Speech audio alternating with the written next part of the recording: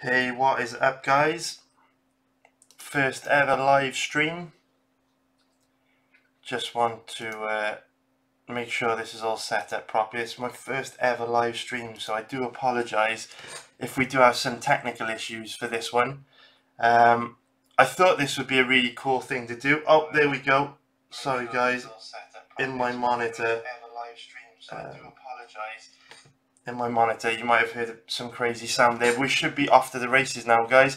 First ever live stream. Like I said, I do really apologise if there are any technical issues, any teething problems. I've only been making videos on YouTube for 2 weeks now, so I'm sure we're going to run into some problems with this.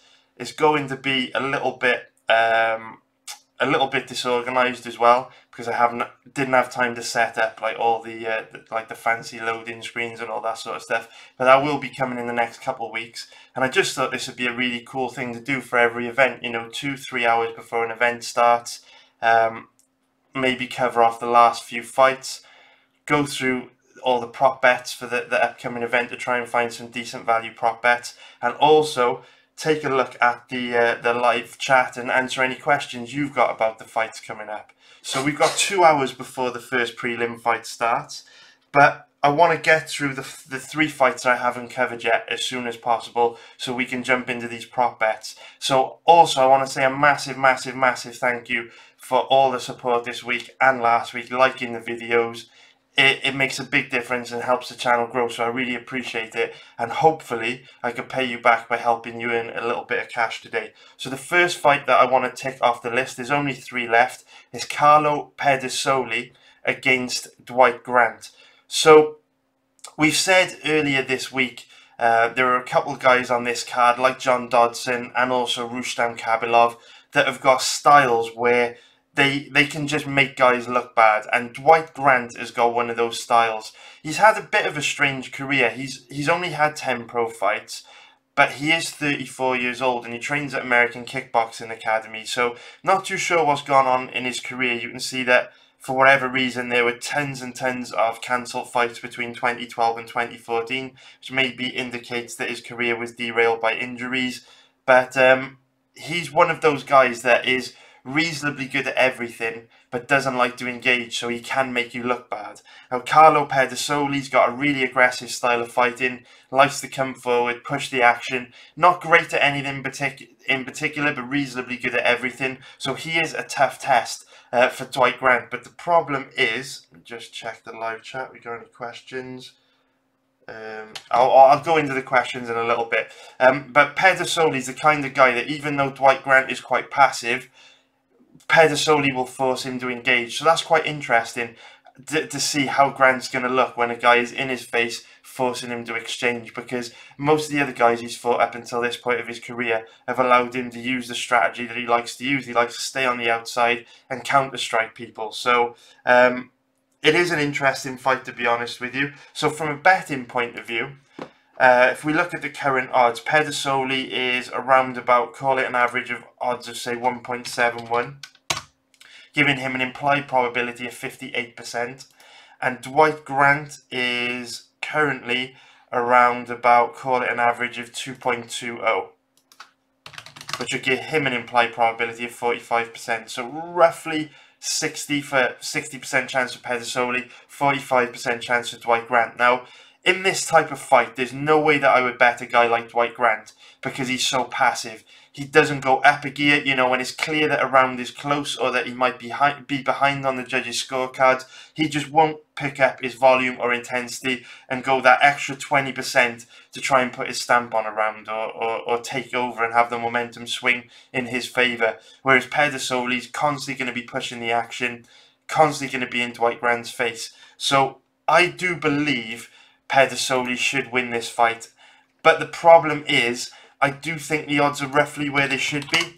At around about a 60% implied probability to find any value on Pedisoli, you'd have to cap him at 65 to 70% chance of winning this fight, which is a little bit of a stretch, when you take into consideration the fact that Grant fights very long, decent takedown defense, decent counter-striking, trains at American Kickboxing Academy, and he's also got one of those styles that can make you look really bad. So in my opinion, this fight is best to pass on at the current odds. But it could be a good one for live betting, depending on, you know, how Grant deals with Pedersoli's aggression, because he does have good footwork, does fight very long, can see him staying on the outside and using Pedersoli's aggression against him and picking him off. But at the same time, he is very passive, doesn't go up a gear, and I can see Pedersoli outworking him and winning a decision. So that is the first fight out the way, guys, that I wanted to talk about. The second fight is a much more clear-cut fight, to be honest with you. And when I say clear-cut, I mean should be way easier to gauge how this fight is going to play out very early, because you know exactly what you're getting from both these girls. Liz Carmouche likes to keep stand-up exchanges relatively competitive, and then uses her grappling and takedowns and a heavy top game to steal rounds. Whereas Lucy Pudilova has primarily a kickboxing style, and she just basically wants to walk you down and punch your face off. So that makes for an interesting fight. This is a classic striker versus grappler matchup, and Liz Carmouche has massive advantages when it comes to striking, while Lucy Pudilova has massive advantages. Carmouche has massive advantages when it comes to grappling. Pudilova has huge advantages when it comes to striking.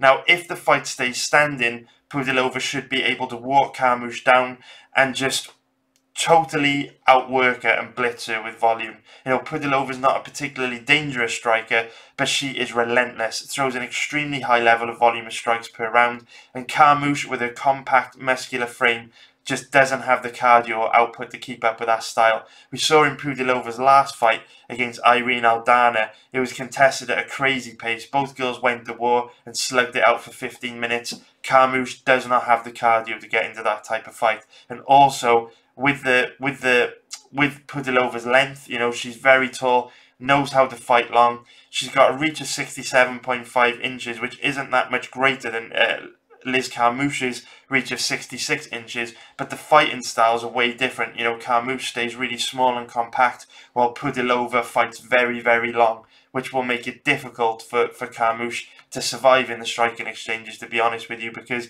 Carmouche is more of a power striker, so when she's uncorking one power shot, Pudilova's coming back with 4 or 5, you know, pitter-pat shots with combos, but they're going to zap Carmouche's cardio, they're going to back Carmouche up, and they're going to cut her up. You know, you saw Aldana wearing a lot of damage in the last fight. So, like I say, Pudilova is not particularly dangerous with her strikes, but she's overwhelming with the volume that she throws.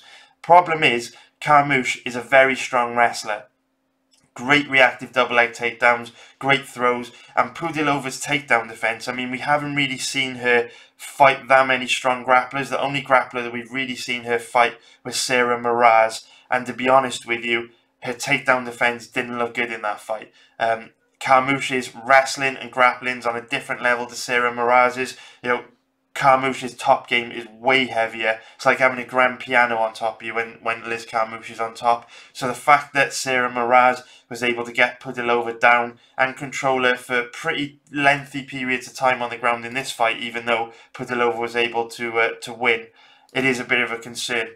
Another thing that concerns me about Pudilova's performance in her fight against Sarah Miraz was that when she was on her back, she went to close guard, and she didn't really make that much of an attempt to get back to her feet. It didn't really look like she knew how to improve her position, and Carmouche is so strong from top position and so technical on the ground that I feel like if Pudilova gets a takedown, if Carmouche gets a takedown and puts Pudilova on her back, the only way that we're going to see that fight get back to a standing position in that round is if the referee stands him up, which is a possibility because Pudilova has home advantage on her side. So, you know, if the referees are trying to hook her up, do her a favour. If the crowd is getting restless, puts pressure on the referee for a stand-up, that's something to take into consideration as well. So, from a betting perspective, this fight's complicated because both girls have the skills to expose each other's weaknesses. Carmouche, from what I've seen, can definitely take Pudilova down and control her for long periods of time on the ground. But at the same time, if Pudilova finds a way to make Carmouche work really hard for takedowns, or makes Carmouche work really hard to maintain top position by attacking off her back, we could see Carmouche slow down and then Pudilova take on later on in the fight. And with home advantage on Pudilova's side, if this fight does wind up being anywhere near remotely close, there is a good chance that the judges would give Pudilova the nod. So that is that fight out the way, guys. Pretty much in a nutshell, I haven't even talked about the odds, just simply because I don't think it's a particularly good fight for betting, just because both fighters can badly expose each other in the areas of their weak. If we look at it, Carmouche odds call it an average of around about 1.70. Given her implied probability of 58%, I could see her dominating on the ground. Absolutely could. Pudilova's takedown defense looked really poor against Sarah Moraz. But at the same time, I could also see Pudilova causing Carmouche big problems. With an implied probability of 43%, that basically makes this a 60-40 fight where the bookies slightly favouring Carmouche.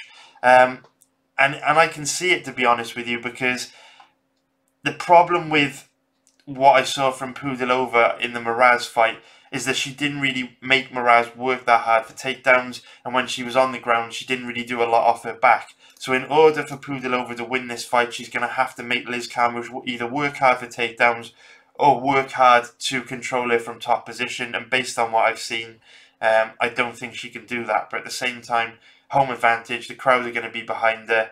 And Carmouche does have a tendency to slow down as the fight progresses, so who knows. So I've got no interest in betting that fight, guys. I recommend a pass on that one. I've no idea what's going to go on in that fight, to be honest with you. Both girls could win. I believe it's slightly more likely Carmouche wins because of her advantages when it comes to striking. Grappling and how heavy she is from top position, but who knows, tough one to predict. So then the final fight that I want to talk about before we get into these prop bets and answering your questions about any of the fights coming up in around about 1 hour and 45 minutes. Let's go to the Magomed Ankalaev fight against Klidson Farias. Now, I was planning on showing you some footage of Klidson Farias, but like I say, this is the first ever live stream I've done, and I'm concerned that with me live streaming and then trying to play HD video footage through YouTube to show you footage of Farias, I was a little bit concerned that it might screw the stream up. So I'm not going to show you footage of Farias, but what I am going to do early next week, I'm going to do some test streams where I play footage off YouTube and also live stream to try and see if it's going to work. Problem is, I live in an area of South Wales in the UK where we can only have one internet provider because I live out in the countryside. So so what I'm basically trying to say is I don't have a lot of options. If I'm not able to live stream watching video footage through this, it's not something I'm ever going to be able to do, because it's not like I can buy better internet. I literally have like the best internet you can buy where I live, which is unfortunate, but hopefully that will change in time. But yeah, I would love to do these live streams just because, like I say, the videos take so long to save. If I can get this live stream thing nailed down, it'll just enable me to get these videos out way sooner. So it's a good experiment for us today. But this fight between Ankalaev and Farias, I won't be able to show you footage of him, but it's no big loss because, to be honest with you, I don't recommend betting this fight anyway. What I would say about Farias is he's very aggressive, comes out extremely aggressively, looks to set up his takedowns with his strikes, but he's a big boy, he's heavy-handed, so does carry knockout power just because of the size of him and the explosiveness. We also saw that at yesterday's weigh-ins, he missed weight by a considerable amount. He weighed in at 209 pounds, which means he missed weight by 3 pounds, which, you know, like I said on yesterday's video where we were talking about Carlos Diego Ferreira missing weight against Rustam Khabilov, if a fighter misses weight by, 1 or 2 pounds and they look terrible on the scales, that's usually a disadvantage for them because they've killed themselves to make weight, and it indicates they had a really tough cut, or they may be carrying an injury which maybe made it difficult for them to cut weight in the run-up to the fight. But if a fighter comes in, like Farias, missed by 3 pounds, looking quite soft, didn't seem to be that bothered about missing weight, that could indicate that they didn't actually try that hard to make weight, so they abandoned the weight cut hours early, which gave them much more recovery time than maybe Ankalaev had, who may have pushed himself really hard to make the weight. So that's where missing weight can be an advantage or a disadvantage depending on the circumstances. So with how bad Carlos Diego Ferreira looked on the scales and only missing by 1 pound, for me, I think that will be a disadvantage for him. I think that'll have a negative impact on his performance.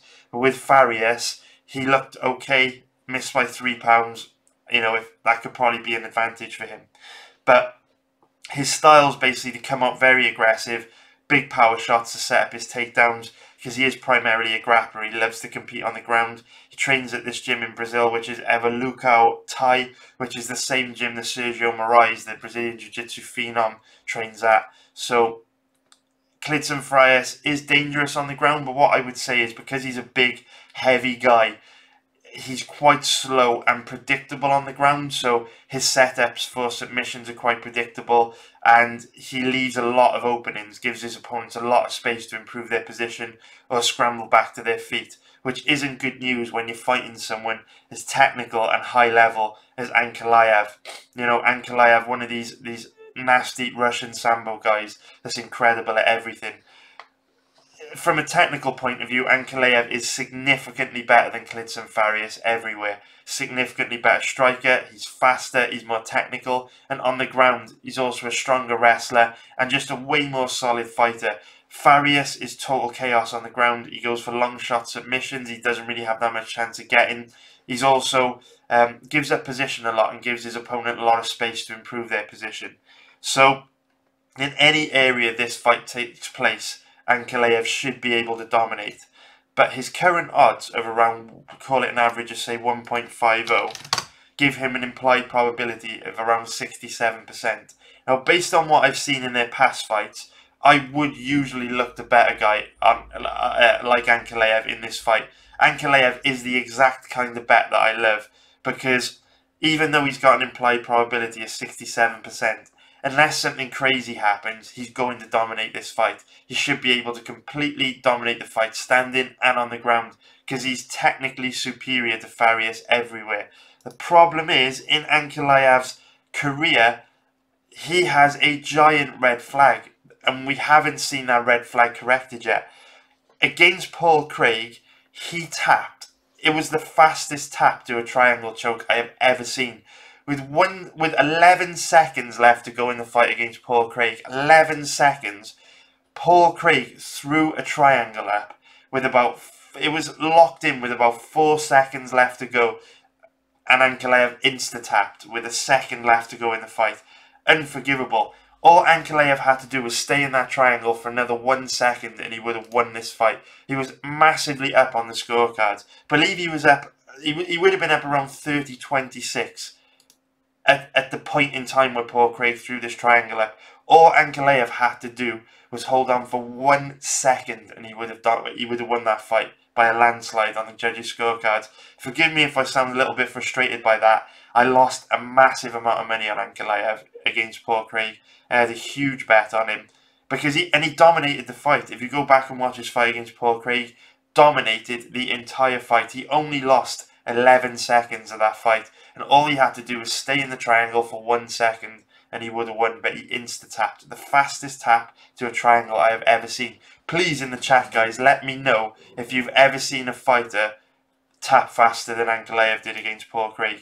So that is a concern for me, because Farias, big, powerful, strong guy, and does that fast tap against Ankalaev, does Ankalaev's fast tap against Paul Craig indicate that he will quit if put into a bad position? If Farias gets in the top position or knocks him down with a big punch, or starts to put him in positions where he's got to defend deep submissions, are we just going to see Ankalaev throw the towel in and quit mentally? That's the reason why, even though he should dominate, I cannot bet Ankalaev. I will never be able to bet Ankalaev again until we see him in some really, really bad positions and fight through it.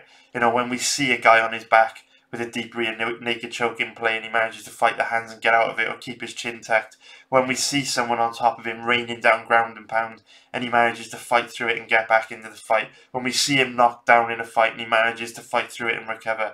I need to see those things from Ankalaev until I can bet him, because tapping that fast the triangle against Paul Craig was absolutely unforgivable, and he cost me thousands and thousands and thousands of pounds, which was really, really frustrating. But that is it, guys. That is it. Clear dog or pass fight that. Again, I've wrapped it up without even talking about the odds, really. But You know, with an implied probability of 67% for Ankalaev, he should be a big favourite because he's massively better than Farias everywhere. But at the same time, cannot trust him because of how fast he tapped against Paul Craig. So now, what we are going to do, guys, is I will answer some of these questions in the live chat, and then we'll run through all these prop bets to try and find one prop bet that's worth betting for every single fight on this card. So if you've got any questions, guys, let me know. There's 19 people watching, so probably not going to get that many questions, but I'll have a quick run through it. Let's see what we got. Got another laptop here, guys, so sorry if I'm looking down a lot. Also, is the quality of the stream okay? Because I'm conscious that where I'm also watching the stream on another laptop, it might be taking up all my bandwidth. Let me know if the quality is okay, guys. But let me read some of these.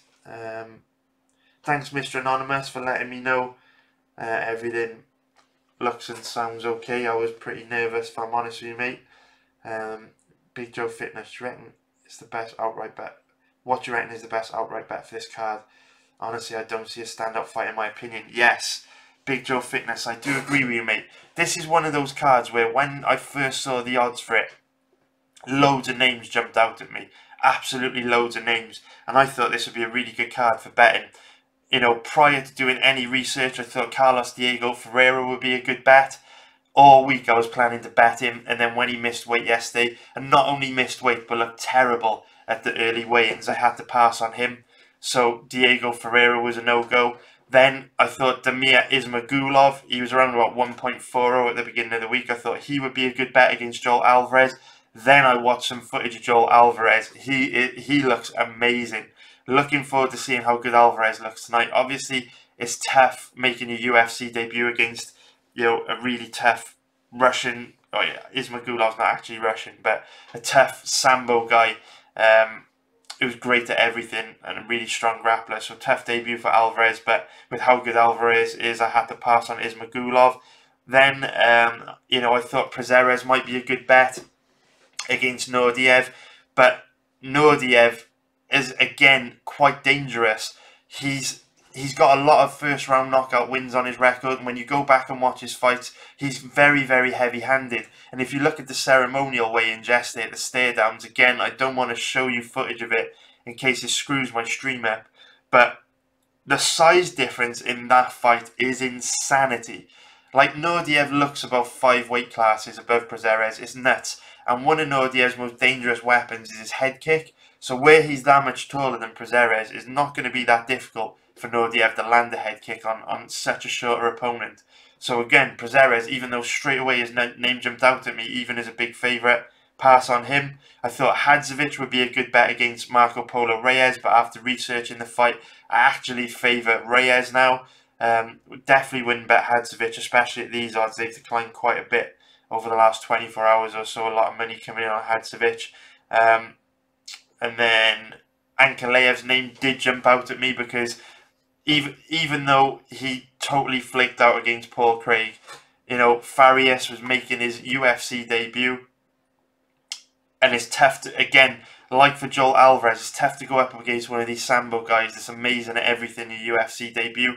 But Farias showed in the fights I watched he's quite dangerous. So Ankalaev was unbettable for me. I thought Peter Yan would be a good bet. But again, when I watched it, Dodson's just such an awkward style.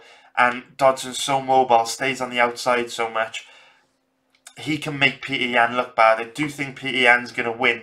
But Dodson has a horrible ability to drag people into really awkward, scrappy fights where not a lot happens. And with judging in MMA being so bad and Dodson's style being so tricky, I just would not bet Peter Yan as a heavy favourite. Just I think Dodson can make it an ugly fight, and I don't trust MMA judges to get it right if Yan only wins by a fine margin because Dodson's on his bike running away from him and refusing to engage. Yeah, those are really the only names that jumped out at me, to be honest. But in the end, I ended up betting on none of them. And the only bet that I did end up going for on this event, and the only fighter I would recommend you bet, really, is Veronica Macedo. I mean, in the last 24 hours, her odds have improved a lot. on 5 Dimes at the moment, which I wouldn't recommend using because they're a terrible betting website. But on a lot of other websites, you can get her at around about 2.50, which would give her an implied probability of 40%. I'm not going to go into this fight in too much detail because I covered it on yesterday's video, but that's an absolute steal for me. I just don't understand why Gillian Robertson's a favourite. It makes absolutely no sense to me at all. I think the reason, what I will say is, and I don't think I covered this too much on yesterday's video, the reason why I think Robertson's the favourite in this fight is because I think people have been overly critical of some of the things that Macedo did wrong in her last 2 fights against Ashley Evans-Smith and Andrea Lee. But this is a game of inches, and in order to make money in betting, you have to literally be able to see through all the shit and work out what is true. So yes, there were things that Macedo did in the fights against Andrea Lee and Ashley Evans-Smith that weren't great, but you have to also look at the big picture and take the circumstances into account. So let's go through it. Against Ashley Evans-Smith, she was breaking the record for the youngest fighter to ever compete in the UFC. She was just 20 years old when she fought Ashley Evans-Smith.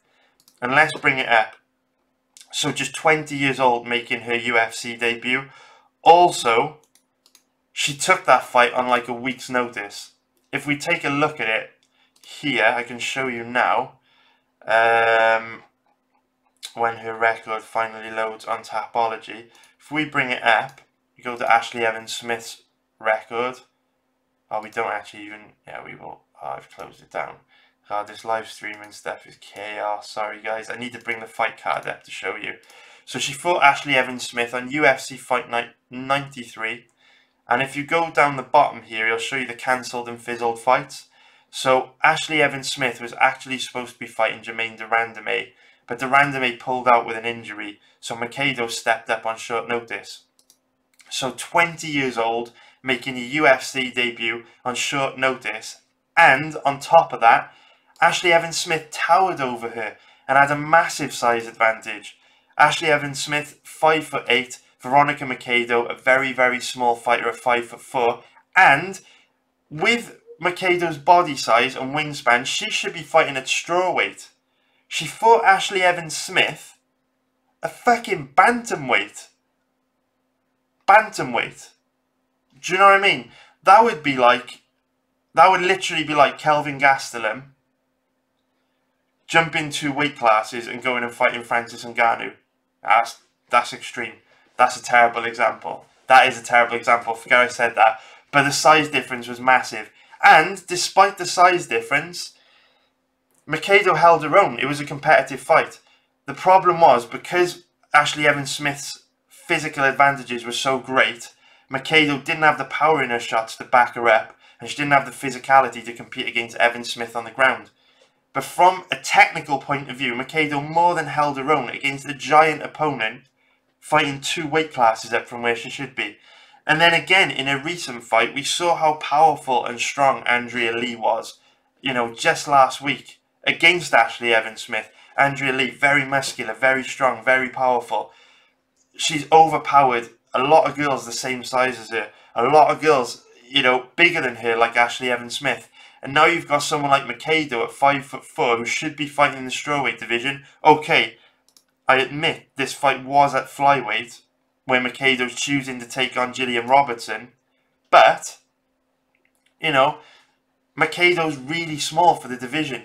And she's fought 2 really powerful, physical, imposing opponents who have been able to use their physical advantages to overpower her. But if you actually go back to those fights and observe what's happening in the striking exchanges and the grappling exchanges, from a technical point of view, Macedo keeps it really, really competitive and causes Andrea Lee a lot more problems than most other girls have been able to cause her.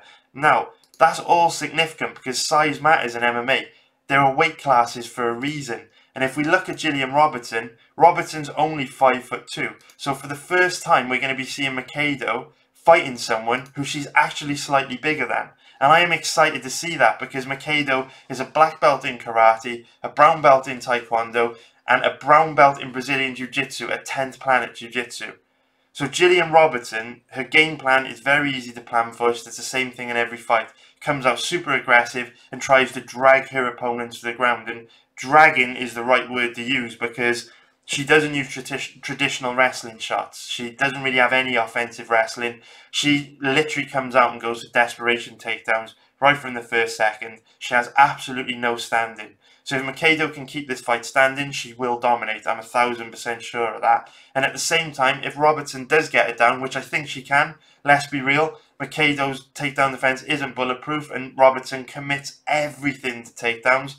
I do think Robertson can get Macedo down. But Macedo's a brown belt at 10th Planet Jiu-Jitsu. She's very nasty on the ground. She can more than hold her own. She survived on the ground for 15 minutes against Andrea Lee and Ashley Evans-Smith, and now she's fighting a girl smaller than her. So yes, Robertson is decent on the ground, but so is Macedo. No idea why Macedo is the underdog. Odds are the wrong way round. Bookies have got this one wrong, and the betting public have drunk the Kool-Aid and continue to bet down Robertson. Now, I'm not saying Macedo is going to win at all. You never know what's going to happen in a fight. Robertson could get a takedown, take her back and submit her in 30 seconds. It's MMA, anything can happen. All I'm saying is, based on past fights, based on how they've performed, I believe Macedo's an incredible bet at underdog odds. And she might not win, guys. You never know what's going to happen in MMA. Do your own research. Still like an hour and a half before the event starts.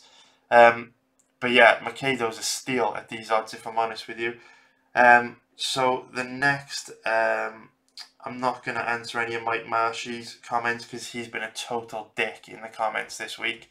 So, Marshy, fuck you, mate. I ain't answering any of your questions.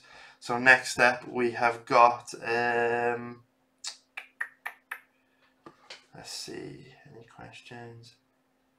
Yeah, Casey Caston. I love that main event not to go the distance, mate. We'll have a look at that when we get into prop bets. Sam Beck, Prezeres not going the distance as well at 1.5. We'll have a look at that, mate. So I'll skip all the prop bets question, guys, and I'll talk about the prop bets in a minute. We'll just answer any other questions.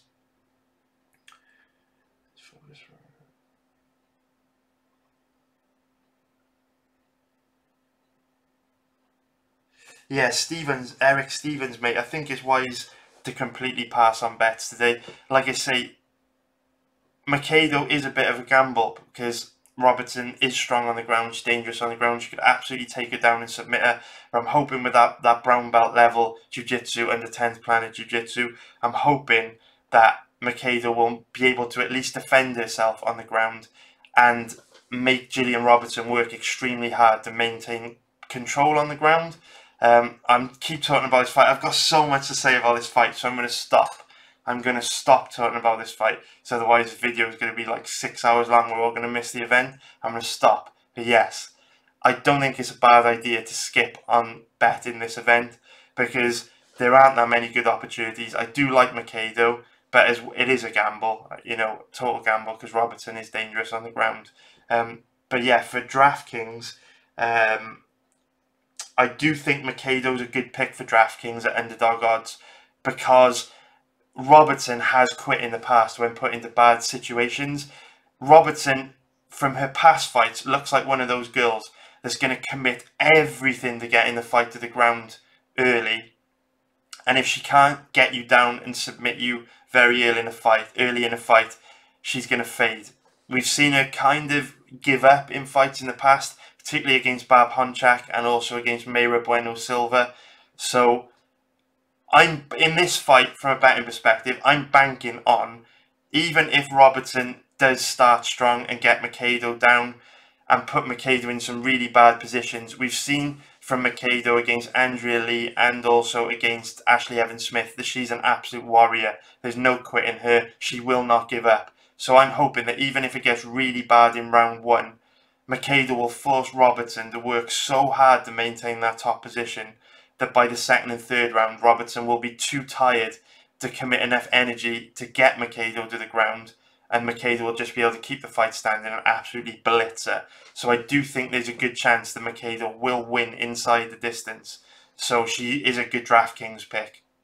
And also, Because Makedo's so active on the ground, she's also attacking with submissions that she uses to create scrambles to stand back up. And because she is so aggressive standing, she should score a lot of points in DraftKings, because even if it goes the distance, she throws a high volume of strikes and she's always working on the ground. So there's going to be loads of points for transitions and stuff like that. So yeah, Makedo's a good one. And also Klidson, as in, to be honest with you, mate, I don't like Klidson as a play on DraftKings, only because I do think there's a legit chance that Ankalaev absolutely mollywops him and dominates.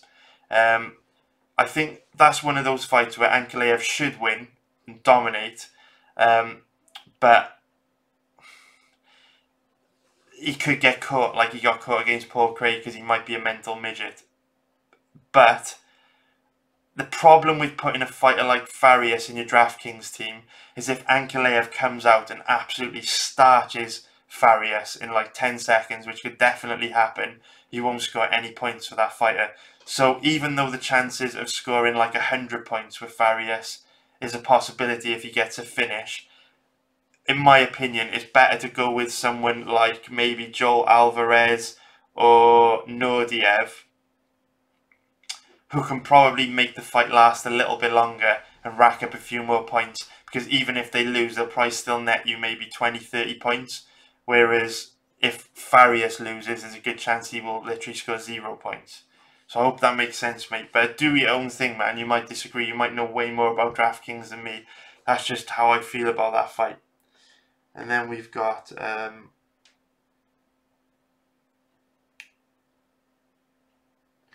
Noah Martinez, sports better, primarily in MMA.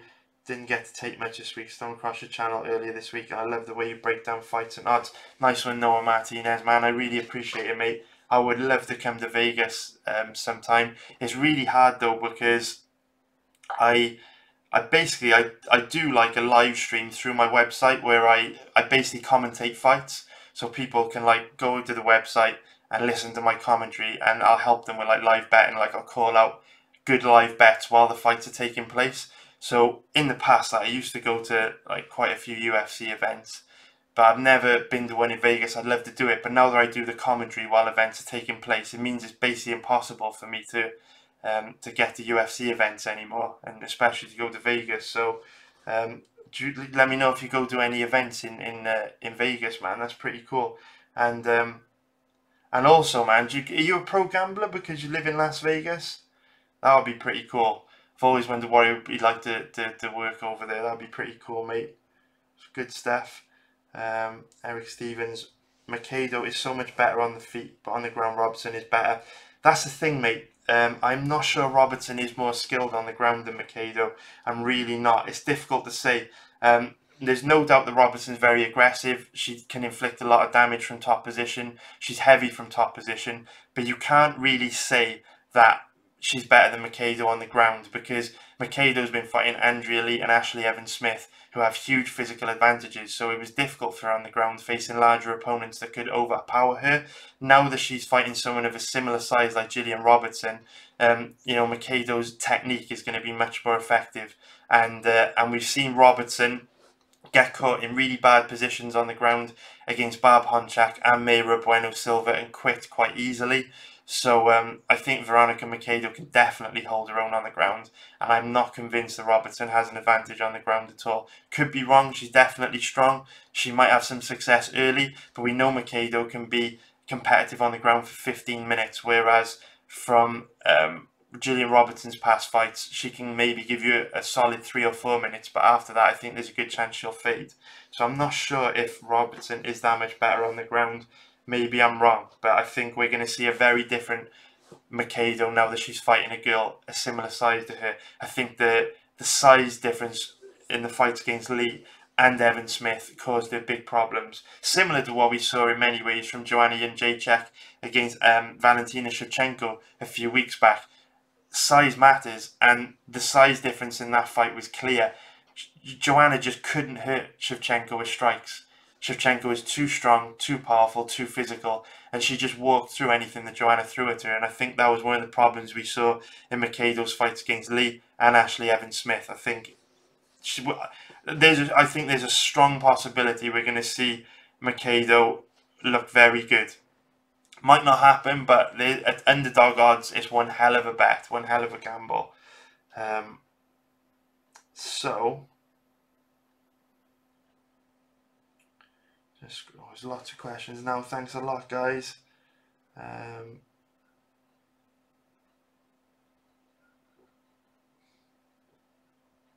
My wife is Joanna there. I'm such a fitty. Cheers, Joe. She's on her way to a who's she gone? Fatboy Slim concert. Sure, it's Fatboy Slim.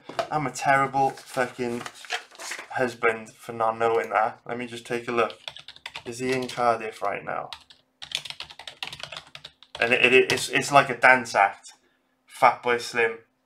Yeah, so she's on her way to a Fatboy Slim concert right now, while I'm at home busting my ass trying to put food on the table. Typical fucking woman. What can you do? But yeah, hey Joe. She's on a train at the moment. What else have we got here?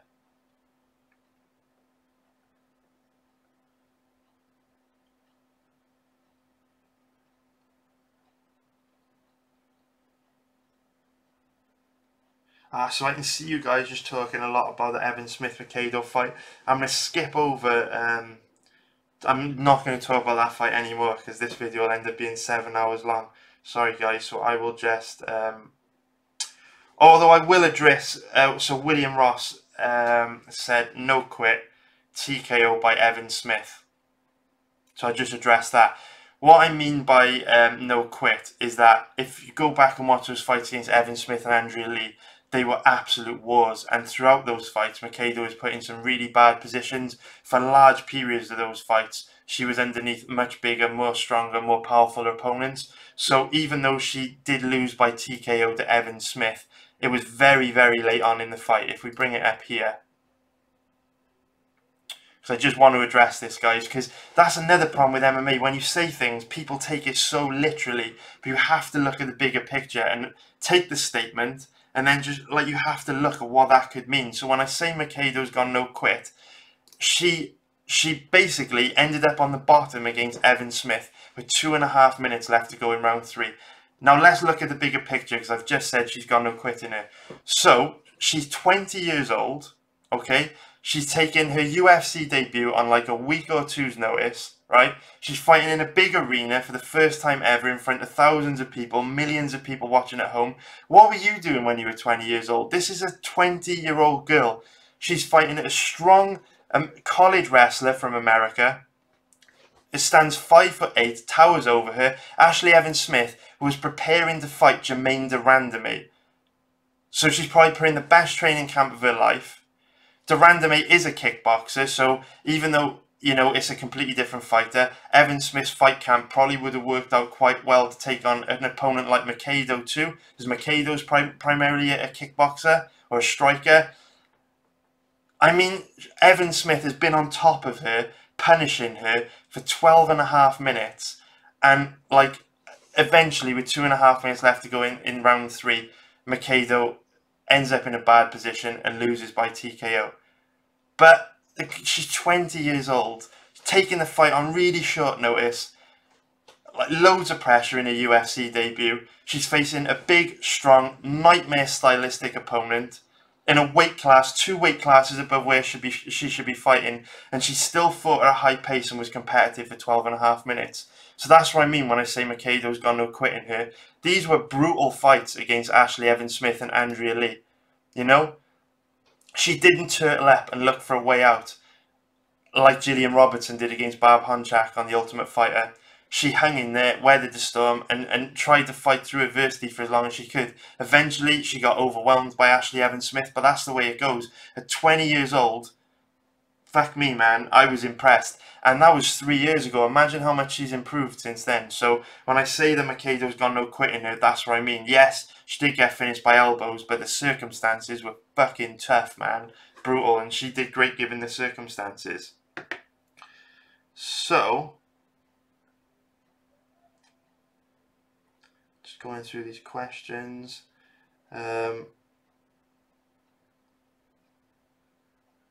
Yeah, a Ramaya Sandbeck, 100% mate.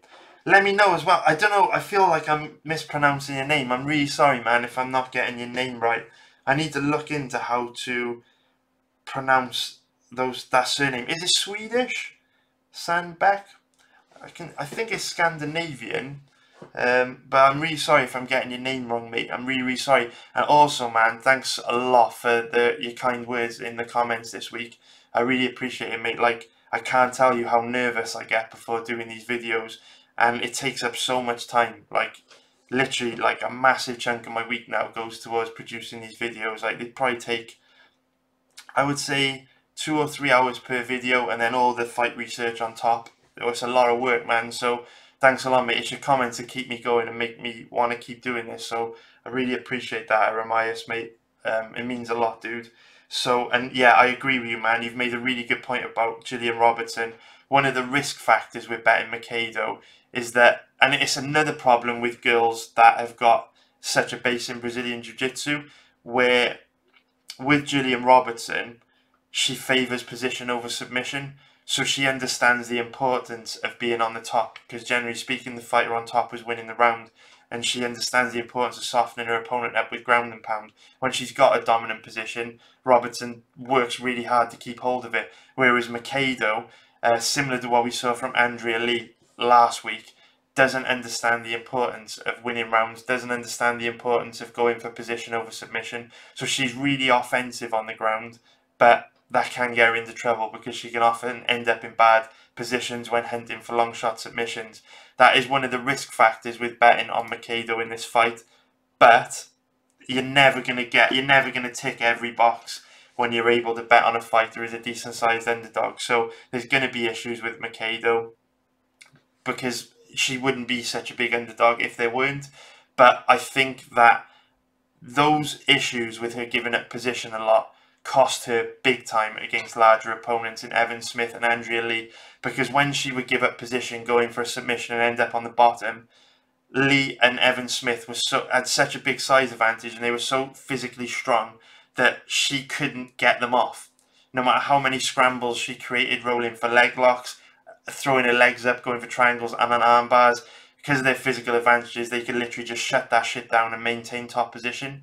But now that she's fighting someone of a similar size for her as her and Gillian Robertson, I think all those scrambles that she creates on the ground are going to make it much easier for her to work her way back to her feet or reverse position on Robertson if she finds herself in a sticky situation. And also, I do think Robertson has shown signs in some of her past fights that she slows down as the fight progresses, and there's a potential you can turn her into a panic wrestler because she shoots from so far outside of her opponent's range. Even though she might catch Mikado cold with a takedown in round one, I think if Mikado can just get through round one, get comfortable, start to find her range, in round 2 and 3 she should be seeing those takedowns coming from a mile away and she should be able to shut them down.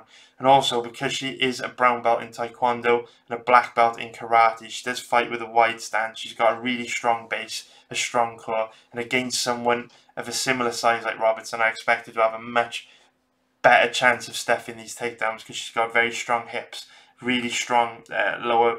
If you look at her lower body, muscular legs, the exact type of body type you need to have good takedown defense. So I'm optimistic we'll see good things from Mikado, but you never know, she could get taken down and submitted in 10 seconds because you're right, she does give up position a lot. So that's a really good point, mate. Oh, Norwegian. I was close. I'd love to visit Norway as well, mate. I would love that. I've been to Stockholm. Actually, I was talking earlier on about how I used to go to a lot of UFC events. I did go to UFC Stockholm when Alexander Gustafsson fought Anthony Johnson. I did have my website back then, so I've been doing this for about 5 years now. But I didn't used to do like live commentary and live betting tips back then. I only used to do like these pre-fight betting tips, all this pre-fight stuff. So I used to go to loads of events, and I went to that Stockholm event, Johnson and Gustafsson. It was mental because it was like, it didn't start till like midnight or something ridiculous like that. So me and my wife went, and all day we were just like hanging around Stockholm trying to find something to do, going to like the old town and stuff. We had a meal at like, we ate really late. Like we went for this Italian meal in Old Town at like 10 p.m. and then like we were done by like 11:30, and then there was like so much time to kill before the event. I can't remember the exact times, but I remember we were like getting into the arena at like midnight or 1 a.m. or something for the prelims. And I remember it was brutal because on the prelims, like every single fight, or not every single fight, but a massive number of fights ended really fast. Like I remember Makwan Amirkhani knocked out Andy Ogle with a flying knee in like 30 seconds. Gegard Mousasi finished Dan Henderson in round 1 as well. So all these fights were ending like so fast, just within a minute or two. And because it was a Fox card, there were like 30-minute slots for each fight.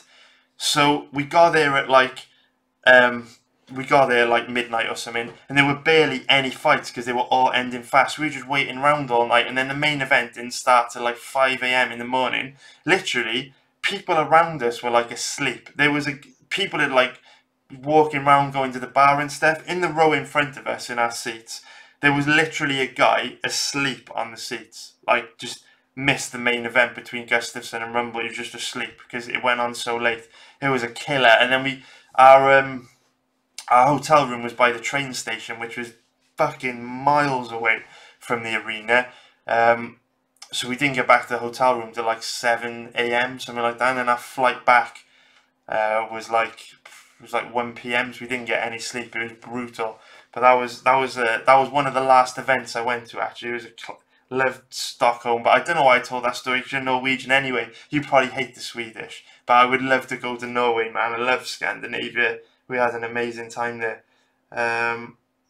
Let me see what we have got here. Any more questions? Yeah, that's a good point as well, Eric Stevens, mate. I need to wrap this video up with about 10 minutes before the event because I got to do my DraftKings team as well. I won't show you. I was thinking I could show you my DraftKings team. I could do the whole DraftKings thing live now, but it wouldn't really help you because if like everyone watching the stream were to copy my team and then that team were to win, like we'd all just end up having to split the prize money, so we wouldn't win anything anyway. Instead of winning like $15,000 for first place in that big $10 tournament they've got, we'd all end up with like $1,000 or something. So it's not worth me helping you with DraftKings. That's one of the things I've been thinking. I do want to do some DraftKings content, but it's hard because I can't recommend DraftKings picks because if everyone picks the same fighters, we're not going to win any money. That's the only thing I don't like about DraftKings. Like, it just seems like when you do well in a tournament, like I've never won a big DraftKings tournament, but I've come like second or third on a few of them. And like when you first enter the tournament, you'll see like, I don't know, first place will pay like 15 grand or something. And you're like, oh, that's pretty good. And then second place will pay like 5 grand. Third place will pay like 3 grand. And you're like, that's pretty cool. Like, that's a decent payout. Like, I don't mind playing that. And I finished second or third place like quite a few times now in these big tournaments. But because I've had the same number of points as so many people that have finished second and third, instead of getting like 5 grand or 3 grand, I've ended up with like $400 or $500. So it's really shit. So I don't know. I want to do DraftKings content, but I'm not sure like what type of content is going to be because giving you guys DraftKings picks a waste of time. So if everyone picks the same team, then we won't win any money anyway. So what I will do now, guys, so we can get through these fights, let's just jump into these props now. Bash through these props. This was probably a terrible way to do this. I probably should have done the props first and then should have done the questions after. But it's all learning, guys. I will do better, I promise. I promise I'll do better on the next one. But let's go through these fights right from the bottom. So what I would say about prop bets, guys, is I want to do videos on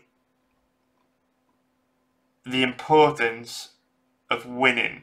Now that sounds stupid, but basically if you read investment books, like a really good investment book to read is this one. I'll bring it up for you now. I learned a lot about betting from this book. I've never learned anything about betting from an actual betting book, but I've learned a lot about betting from investment books. So if you read this book by Ray Dalio, who is one of the most successful investors of all time, It's called Principles of Life and Work. Really famous book. Basically, Dalio, one of the most successful investors of all time, he's in his 70s now, and he's obviously built up a wealth of knowledge over his life. So he doesn't believe in leaving like loads of money to his children. He wants them to find their own way in life, but he also wants to pass on all his wisdom to them, right? So Dalio had so much that he wanted to tell his kids, like life advice, that instead of just telling them, because it was too much, it would be overwhelming, he decided to write a book instead. Like, this guy's a fucking billionaire. He doesn't need to be earning a few $100,000 or a couple million from writing a book. You know, the amount, like, a book is a terrible way to make money. Like, the amount of time that you have to put into it, it's just, the juice isn't worth a squeeze. So for a billionaire to put his entire life's experience into a fucking book is incredible. So instead of like passing on all this information to his kids that they might forget or might overwhelm them, he decided to put it all into a book instead that they could read. And this book is absolutely amazing because he talks about investing from a betting perspective. And this is one thing that people don't understand about investing and betting. And even though I've always understood it for MMA, I didn't ever really consider how that applied to different aspects of life, like investing. Ray Dalio basically says that no one knows what's going to happen in the future. It's like that crazy scene from Wolf of Wall Street where he sits down with a guy that runs the brokerage firm for his first job. Matthew McConaughey's character. And Matthew McConaughey says to him, like, no one knows what the fuck is going to happen. You know, no one knows if a stock's going to go up, down, sideways, bounce around, the company's going to go bust. It's true. And Dalio talks a lot about that in this book. But that doesn't mean that you can't make money. And it's exactly the same with MMA. No one knows if Gillian Robertson is going to go out, double leg Mikado, put her on her back, take her back and choke her out in 20 seconds. No one knows if Mikado's going into this fight pregnant or with a broken foot or with a torn ACL or with a broken hand. Or maybe she got sick during fight week. No one knows what's going to happen. But if you consistently put your money in strong positions, over time you will make money. And that's like the core principle from Dalio's book about investments. That is a fucking wicked book. Don't know how we got onto it, but I recommend checking that one out. So yeah, let's get into these. Oh, I remember why we got onto that now. Basically, what I want to say is the most important, before we get into these prop bets, the most important part of gambling and making money from gambling is not losing. Because what happens is, when you lose money, you have to make twice as much to make it back. Because, oh God, I'm going to say something really simple because this is a fucking deep rabbit hole to go down. So I'm going to keep it real simple. Basically, the more you lose, it takes you longer to grow your bankroll to a significant amount of money. So what I'm trying to say is, you would be better off placing one bet per event and winning one bet per event, and not really making as big an ROI than if you were to place 10 bets per event and have an ROI of say 30%, but have a win rate of maybe 30 to 40%. Now that's a mad concept to get your head round. And I want to make content about this, guys. I want to make videos about this. But basically, if you read investment books, the key to making significant money in everything is compound interest. And what will happen is you could make an ROI of, say, 30% on an event. But then the events that you're making losses on, if your win rate isn't that high, if you're like only winning, say, 30 to 40% of bets, that's going to destroy your compound interested growth. So over time, it'll take you a very, very long time to basically make money. So what I'm trying to say is you should focus on a high win rate as opposed to an ROI, because if you're placing a small number of bets per event, but your win rate is like 70%, compared to someone that has got a win rate of say 40%, but an ROI of 30%, the person with the worst ROI over time will actually make massive amounts more money, significantly more, because they every week they're compounding their profits. So one week they're betting $100, then they make a slight profit. Next week, $110. next week $120. It's constantly going up, and the more you bet each week, the more you're winning. Whereas someone with a really bad win rate, because they're really loose placing loads of bets, but their ROI is great because they're hitting these huge winners, they won't make as much money over time, because what's happening is their profits are taking huge dents after every event, so they can't bet as much, they can't compound at the same rate. So I just wanted to talk a little bit about that before we get into these prop bets, because what I would say, guys, is prop bets, the variance on them is very high. You can win a lot, but you can also lose a lot, because there are so many more variables with prop bets, because we're betting on highly specific outcomes. It will fuck your compounded growth up. So what I would recommend doing, the way I bet on prop bets personally, is I don't bet on prop bets to make money, because it will kill your compound interest growth. The way I do it is I will basically set a set amount of money out per event. So it might be $100, $500, $1,000, whatever it is. I will ring fence that amount of money outside of the money that I want to grow into a huge pot, into a bankroll, into an amount of capital that you can use to do damage and invest in other things. The way I do things is I'll take that $100, that ring fenced amount of money, completely separate from my bankroll, and I will bet maybe a level stakes amount on every fight. So say it's $100, you might want to bet $5 or $10 on a prop on every fight. And at the end of that event, that little ring fenced amount, that is my amount. It's really important when you're betting props to keep level stakes, because if the variance is so high and the win rate is usually so low at around about 30 to 40%, that it's really hard to compound your money on these prop bets. That's just my advice to you. You may crush it with prop bets and do loads better, but the way to make money prop bets is just to ring fence a little amount of money and try and make a win-loss every event, and don't even think about compounding. Pre-fight bets is where you want to compound, where you want to keep things really tight, and that's where you crush it and make the big cash. Prop bets should just be for fun, because the variance is very high, and they can put massive, if you have a bad event, it can put a massive dent in your bankroll, and it will take you so long to recover through compound interested growth.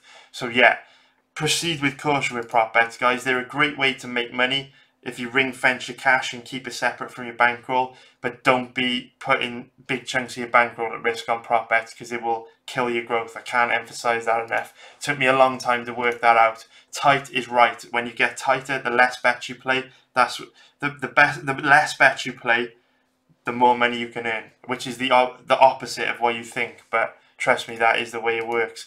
It's like I think it's like if you look at Warren Buffett, he only used to make like 3 or 4 investments per year, but he would spend like months and months and months and months of research on every single individual investment. And that's the way you should look at betting. So prop bets are great, they're loads of fun, but don't put significant portions of your bankroll at risk. It can get you into a lot of trouble. And I will talk more about that. I will do more in-depth videos on all this theory over the next few months, like, because you can pick holes in it and you can rip it apart. And I know it sounds crazy, but trust me, I've learned this the hard way over time. It's the best way to do things. So the first fight, let's look at these props then. Carlos Diego Ferreira against Rustam Khabilov.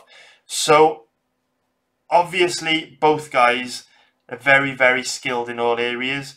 Rustam Khabilov, strong grappler, nightmare on the ground. Diego Ferreira, super high level Brazilian Jiu-Jitsu.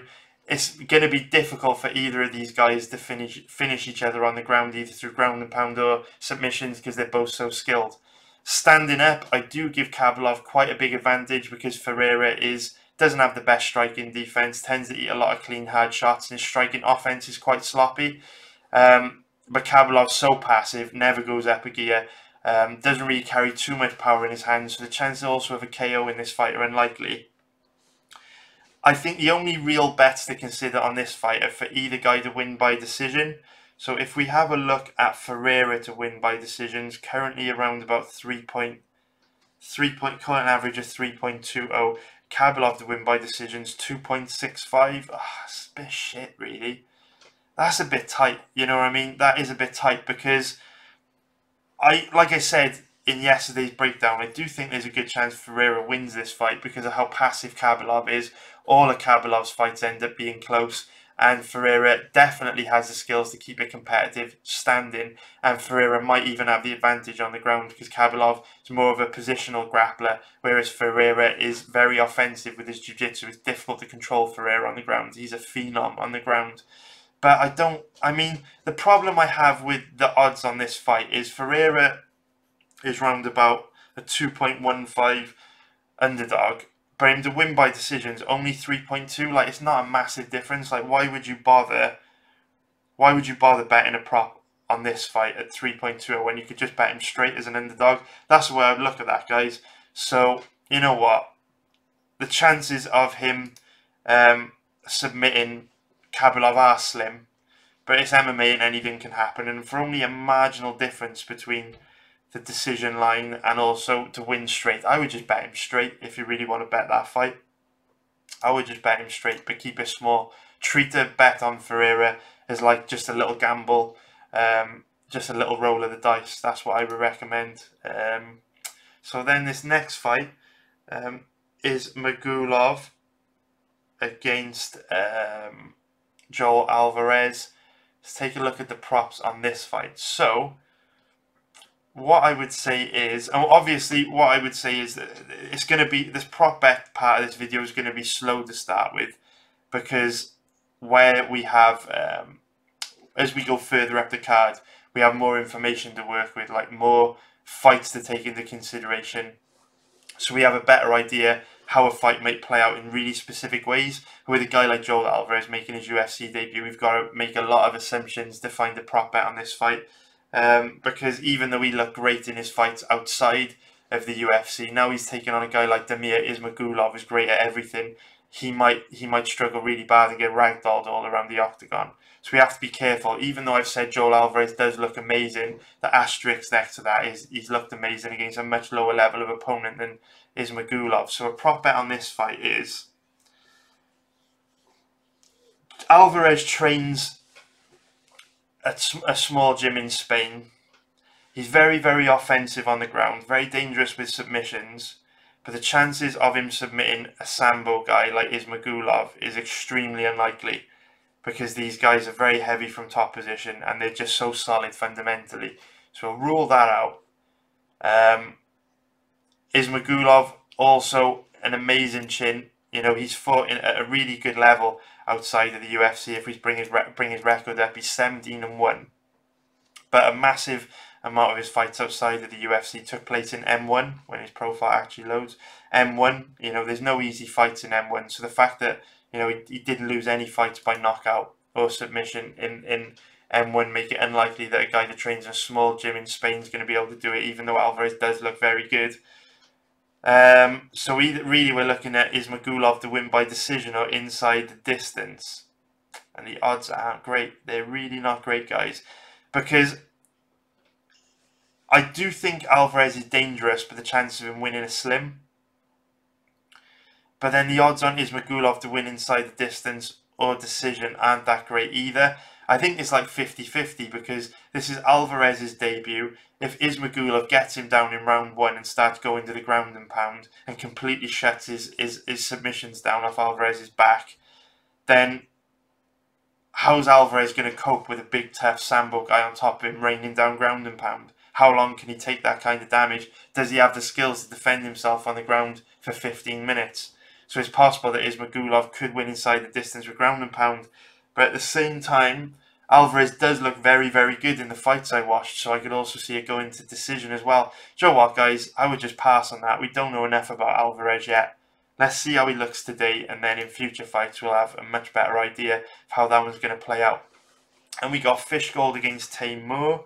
So this is where we start to get into the meat and potatoes, where we can start to have some cheeky little props. So a prop I like on this fight is, do we have fight to end in round 1? I can't see it. Fight starts round 2. No, we want fight ends in round 1. Usually, and then fight ends in round 1. They're not going to give it to us. Beautiful. Well, that's disappointing. Normally, you can bet on a fight that ends in round 1 without having to pick either guy. A lot of betting sites will have that, guys. Actually, if your betting site's got it, could you let me know, guys, if your betting site's got it? Oh, my hair looks fucking terrible. Sorry, guys. It's all gone flat and shit. It's just so hot in here. I'm sweating because I'm nervous. Yeah, if you... is fight ends in round 1 available? Let me know, guys, if you've got that on your betting site, because that would be one I'm interested in. Can't see it. Oh, I see. Fight won't start round 2. Nice one, Sam Beck, mate. Eremias, I really appreciate that, mate. I got confused because on a lot of European betting websites, it will literally say fight ends in round 1, and you can bet that, but fight won't start round 2 is the same thing. It's just worded differently, which is a little bit confusing. But odds at 2.61. God, they're being tight with the props. Don't like that. I just think both these guys are so aggressive. They come out so fast. And we've both seen them start really aggressively in the past, adrenaline dumped and gas out. So they're pursuing the finish very hard. We saw yesterday at the weigh-ins how intense the stare down were. They basically look like they have a gentleman's agreement to come out and just go fucking crazy, to be honest with you. Taymor's really intense. He comes out looking to take your head off. Fishgold's very intense as well. He comes out very aggressively, although he's more likely to use his wrestling. Do think there's a good chance this fight ends in round 1, but at 2.61, that's rubbish. The odds are crap. Not good at all. Taymor, oh, okay. Taymor wins in round 1 at 10.5. That's more what I'm into. I don't love it. But it's I don't love it. I don't love it, guys. I'm not going to give you shit bets. I'm not going to do it. I don't love it.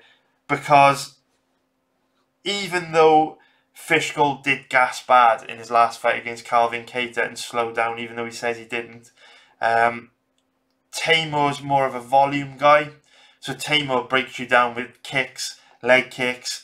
Doesn't really have that one-shot power to kill you. So even if Fishgold does come out really aggressive, Taymor weathers the storm, takes over. It's probably more likely that if Taymor were to get a finish, it'd be in round 2 or 3 after he's had some time to rack up the damage. As Fishgold gets more and more tired, the chance of him winning in round 1 are unlikely. Yeah, I've talked myself out of that one. The prop odds are rubbish, guys. Let's see what we've got on this fight. Let's see what we got here. Okay. So, what is Prazeres to win inside the distance? It's going to be terrible, isn't it? Okay. Alright. 1.67. That's not too bad. That's not too bad at all. That could be a bet worth looking at, guys, because I did notice that Nordiev, when he's on the ground, is completely clueless. Enables his opponent to pass guard very easily. He's also got questionable striking defense. I would look at that as a prop bet for sure, guys, at 1.67. That would give Prazeres an implied probability of 60%. I do think Prazeres has got massive advantages everywhere this fight takes place, but I would get a little bit creative with this bet. So what I would do is, Nordiev's takedown defense is really bad. Prazeres is very heavy from top position, nasty submissions. He also hits very hard. In Nordiev's past fights, his past opponents, that Ishmael De Jesus fight that I showed you, De Jesus was able to easily pass guard, move into side control, move into mount whenever he wanted to. So Prazeres should be able to tie Nordiev up in knots on the ground, put him in some really bad positions. So what I would do from a prop betting point of view is I would bet, let's take a look, what's Prazeres to win by decision? Are they even offering that? So we can work out the structure of this. Prazeres wins by decision 3.62. The problem I have with this fight is Nordiev is going to have to go through hell to make it the distance, just because of how bad he is on the ground. I do believe Prazeres is going to be able to get him down, and I do think that Nordiev is going to drown in deep water when that happens. So Prazeres to win inside the distance, I like more than decision, to be honest with you, just because I think that if Prazeres wins, this is how I break this fight down in my head, right, from when we're looking at prop bets. If Prazeres wins, it means he's probably going to have a lot of time on the ground with Nordiev, because Nordiev is so long and Prazeres paces himself and so well that Prazeres doesn't really let his hands go that much because he doesn't want to risk gassing out. So Prazeres uses his striking in reverse to prevent opponents from basically getting aggressive with him and letting their hands go. But Nordiev is quite aggressive. He does fight quite long. He does have a huge size advantage. So if it stays standing, you'd expect Nordiev to get the better of this fight unless Prazeres knocks him out, which is a possibility. But if Prazeres were to win by decision, that would say to me that he had a lot of control time on the ground, because you'd expect Nordiev to do quite well standing with the size difference and with how active he is. So what I would say is a better bet is probably Prazeres to win inside the distance, because it's unlikely he wins by decision, because, you know, if Prazeres has a lengthy period of time on the ground with Nordiev, he's probably going to submit him. Now, a hedge to that, you might want to put 3 times the amount on Prazeres to win inside the distance as you do on maybe Nordiev to win by knockout or TKO. Or if you want to get really, really sexy, you might just want to bet on Nordiev to win by knockout or TKO. Because I do think there's a good chance it happens, guys. In the video footage I showed you of his past fights in the breakdown, you can see that he's got very nasty kicks, power in his hands, he is dangerous. And that size difference means that it will be way easier for Nordiev to land those flying knees, those spinning back kicks, those head kicks that we've seen him use to finish so many of his past opponents. So that's the type of prop bet I like. At 8.54, that's got an implied probability of 12%, a big return. I can't see any way Nordiev wins this fight by decision, but he is dangerous. And with the size difference, Prazeres being so short, it won't be difficult for him to land really big kicks on Prazeres, flying knees, all that kind of stuff. So Prazeres to win inside the distance, the safer bet, because of how bad Nordiev was off his back. But a nice little lottery ticket is Nordiev to win by knockout or TKO, and you might just want to bet that one, guys. That's how you should look at props. You should look at situations where you can get a high return for a little bit of money. That's the type of prop bet that I love, Nordiev to win by knockout or TKO. So go for that. If you want to try and cover your stake, cover your money, double up or treble up the amount you bet on that with Prazeres to win inside the distance as a cover bet.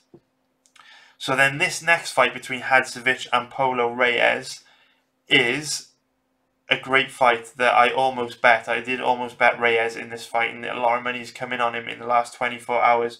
So let's take a look at these props. What's Reyes by knockout or TKO? So that's 3.75. And what's Hadzovic to win by decision?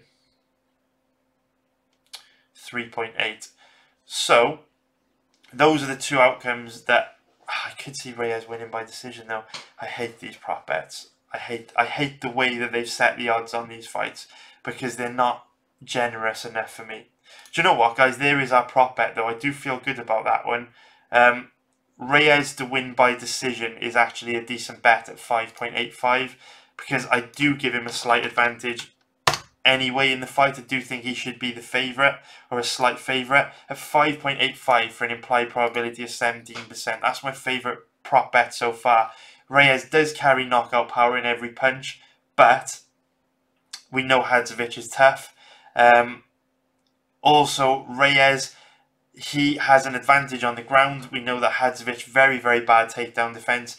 If Reyes comes into this fight with a really smart game plan, I could see him using his advantages on the ground to take Hadzovic down and run the clock down from top position, which would make him more likely that this fight would go the distance. And I also think that Reyes has an advantage striking. I think that he can outstrike Hadzovic. So I do think it's unlikely Hadzovic gets a finish here. Reyes has got an amazing chin. He's got that trademark Mexican chin. He's also, even though Reyes isn't great on the ground, Hadzovic is also terrible, so there's not much of a risk for Reyes there. I like that Reyes to win by decision, guys. I think that is the best prop so far.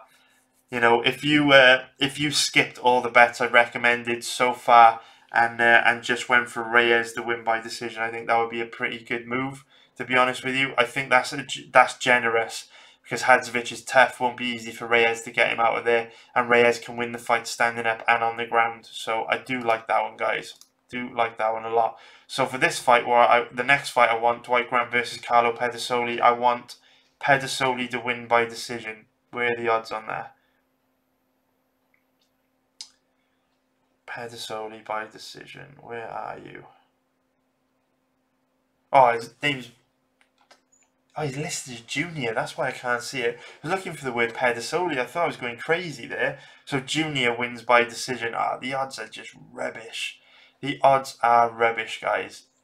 If you really want to bet this fight for fun, I would take Pedasoli by decision because Dwight Grant is super passive, just stays on the outside, doesn't go epic gear. You know, he's like Kabilov, he's like Dodson. He just stays on the outside. All his fights tend to be close. He's not particularly dangerous in any area, and Pedasoli's a tough guy and aggressive. I think Pedasoli's going to outwork him over 3 rounds and win a decision. It's really hard to finish a guy like Grant because they don't like to exchange. They just like to stay on the outside, and they're very defensive. So no matter how aggressive Pedasoli gets, it's going to be difficult for him to finish Grant. But the odds are just rubbish at 2.222. There's just nothing there. There is nothing there, really. Yeah, if you really want to bet this fight, I would take Pedasoli by decision, but I don't love it at all. Those odds are tight from the bookies. So then the next fight, Robertson against Macedo. Let me get ready for this.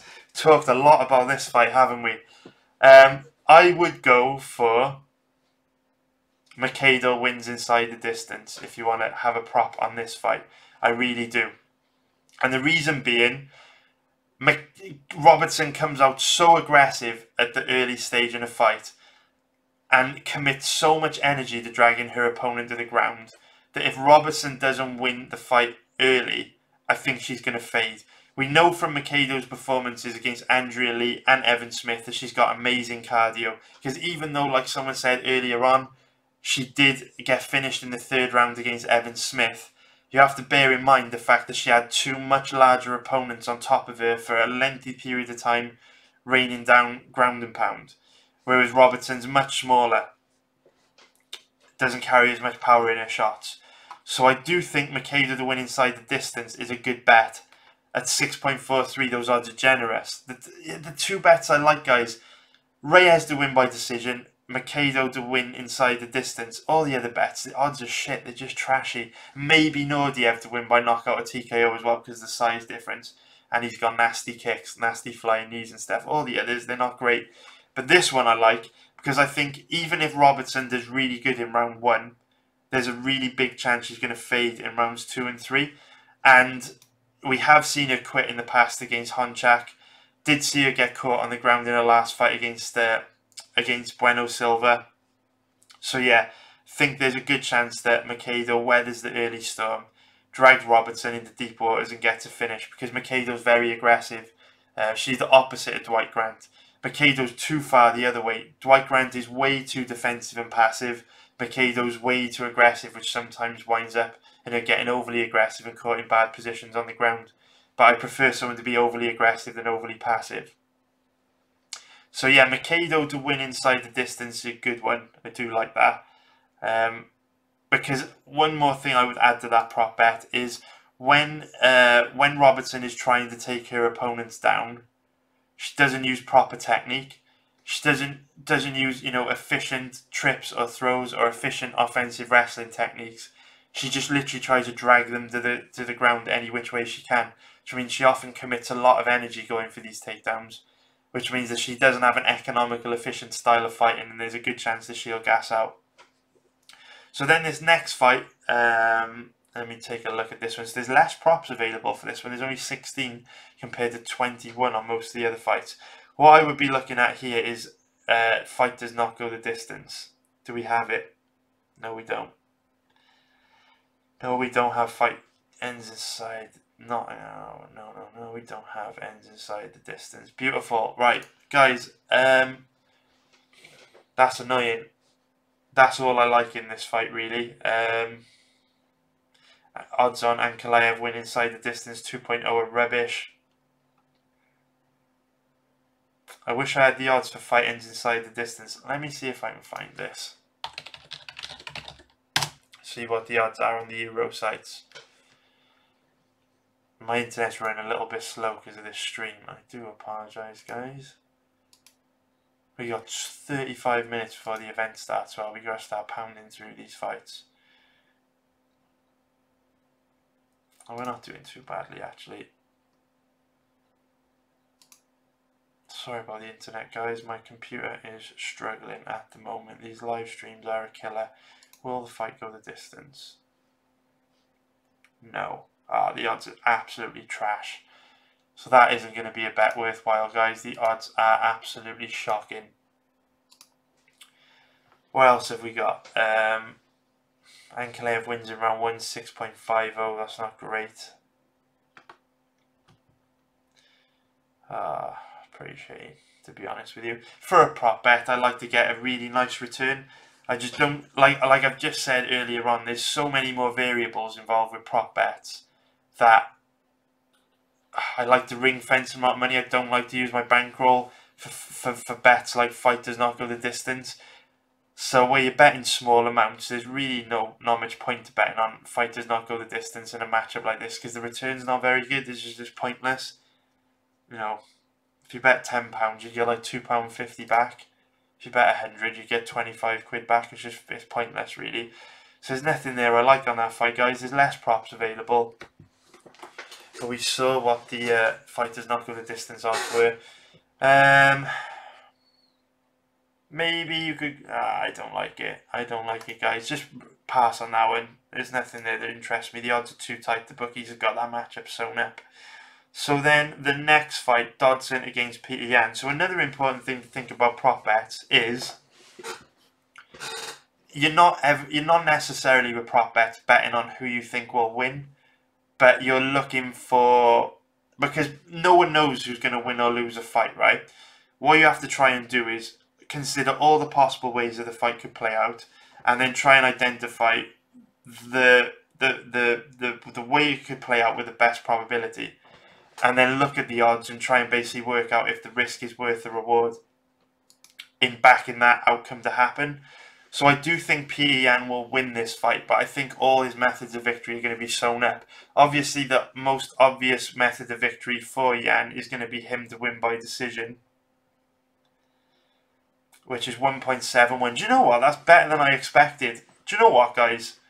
That ain't a bad bet. That is not a bad bet. Dodson, exactly like Dwight Grant and Kabilov, is so elusive and so defensive that the chances of Peter Yan getting a finish in this fight are very, very slim in my opinion, because Dodson won't want to engage. He will stay on the outside and defend instead of risk being finished. So I do think Yan to win by decision is actually a bloody good bet, guys. It's not a bad one. But I was also interested in Dodson to win by decision. That odds aren't as good as I wanted them to be. There's just no point. If you look at it, Dodson to win straight, you can get him at the moment at 3.8. And then Dodson to win by decisions, 4.85. It's not enough difference. There's not enough additional value in him to win by decision. The way I was looking at that fight is Yan should win, but we know Dodson's got a tendency to make fights ugly, drag fighters into matchups which are scrappy and close and tentative and awkward. And if you've got bad judges, it's possible that in a really awkward, ugly fight, Dodson could win a split decision or something. So if Dodson to win by decision was like 8.0, 9.0, 10.0, something like that, I think Dodson to win by decision would have been a good gamble. But at 4.85, when Yan should win, don't like it. I would just take Yan by decision. And again, the odds aren't great, but you know, you're getting double the amount of return that you would get for betting him straight. And the chances, I do believe the chances of Yan winning inside the distance are extremely unlikely because of how difficult it is to trap Dodson and land anything significant on him, because he's so mobile, he's always moving. So yeah, I would go for that. That's not bad. Next fight, Liz Carmouche against Lucy Pudilova. What have we got here? So the only two outcomes, I think. Ooh. Alright, guys. Alright. We found a decent prop here. Do you know what? I think Pudilova to win by knockout or TKO isn't... I don't think that's a bad bet at all. I don't think that's a bad bet at all. At those odds. That's the caveat. At those odds. I would go for Carmouche to win by decision. Where's that? So Carmouche wins by decision is not great at 2.35. So these are the types of bets that I like, okay? where there's a lot of risk, don't get me wrong. There's a lot of ways this fight could go where that bet would lose, but at the same time, the return is generous. The reason why I like that bet is because Carmouche doesn't have cardio to fight at a high pace for 15 minutes. So what she does, every fight, she uses her striking and her grappling in reverse to keep striking exchanges as passive and tentative as possible. So as Pudilova's coming forward, she's going to try and back her up with, 1 or 2 power strikes, and then try and conserve energy as much as possible in the hope that those 1 or 2 power strikes will scare Pudilova off and deter her from coming forward. Pudilova don't play that game. Pudilova fights at a relentless pace. She's always coming forward. She's always trying to just break you, basically, break you mentally. Fights at a very high pace, throws a massive amount of strikes per round. And Carmouche doesn't have the cardio to keep up with that. She cannot keep up with that pace. So the way I look at this fight, with Pudilova to win by knockout or TKO at 9.7, she's got home advantage. She's very aggressive. She'll be in Carmouche's face for 15 minutes. And there's no quitting her. We know these things.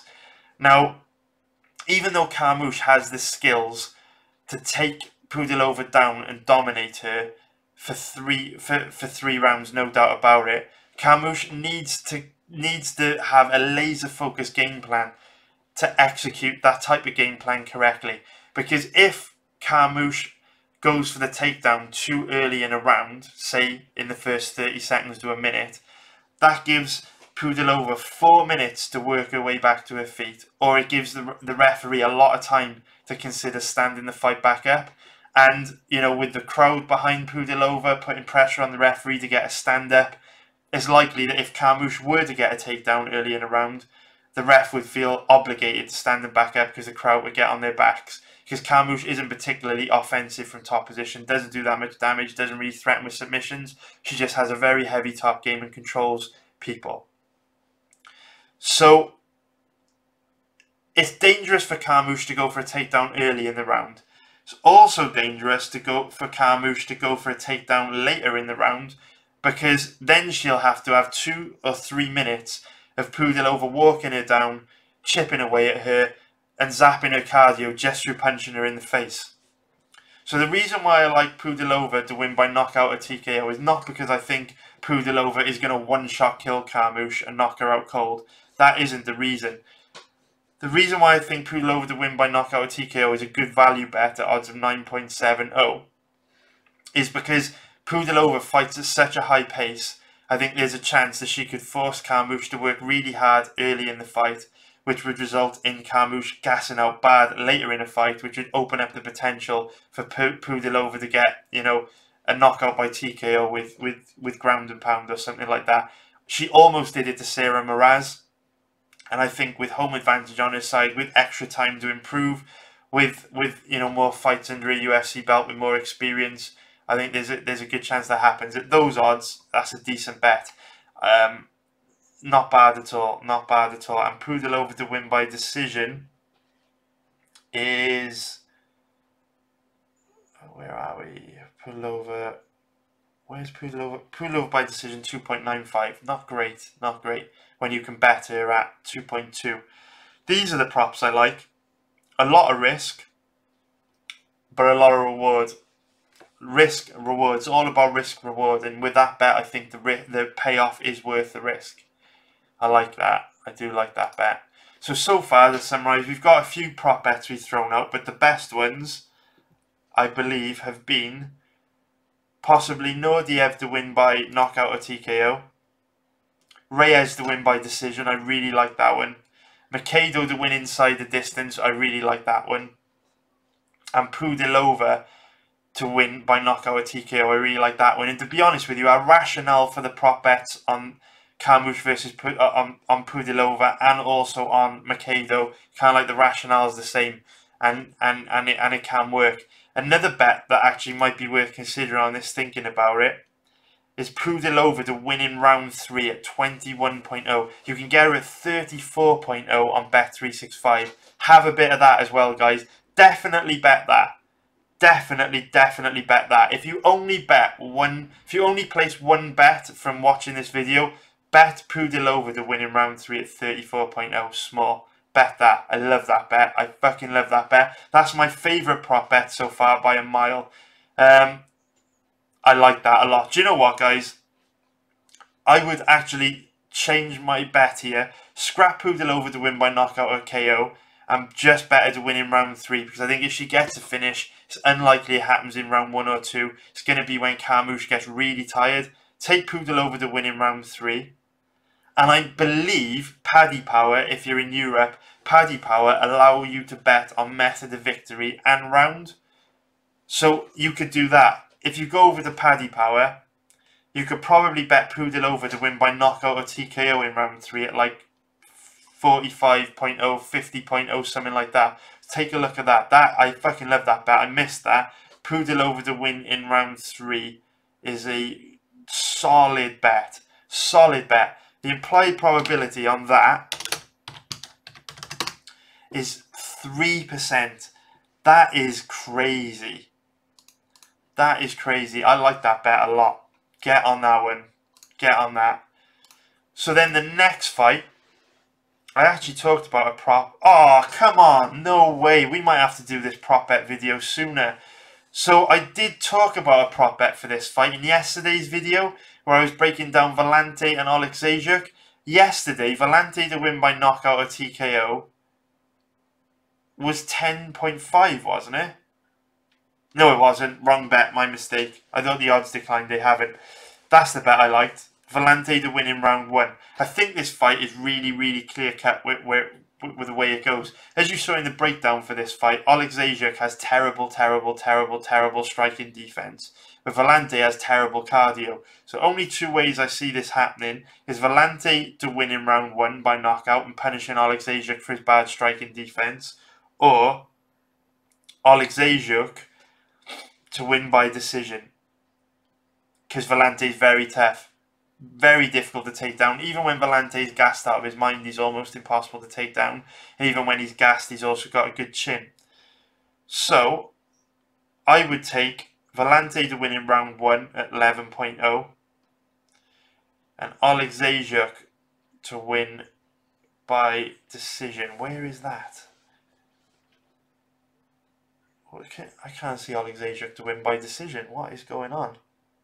Sorry guys, you can probably all see it, but I can't. Oh, there we go. The odds aren't great. 2.41. They're not great. They're not great. Yeah, they're not great, guys. To be honest with you, I'd just stick to one prop on this. Another big gamble. I'd go for Vellante to win in round 1, just because with how tired Vellante gets, Oleksiejczuk does fight at a high pace. There is a chance that Oleksiejczuk could stop him, just with volume. Even though Vellante does have an amazing chin, but his cardio is bad, so you never know. Yeah, Vellante to win in round 1, that's decent, because Oleksiejczuk's striking defense is absolutely trash, and Vellante's got big knockout power, and obviously Vellante is going to be at his most dangerous in round 1. So then this fight, the next two fights are total chaos. You could fucking pick, you can literally play roulette on this and just like throw something at the screen, and wherever it lands on, that would be the bet you go for. Literally anything could happen in these next two fights. Let's take a look. Let us take a look.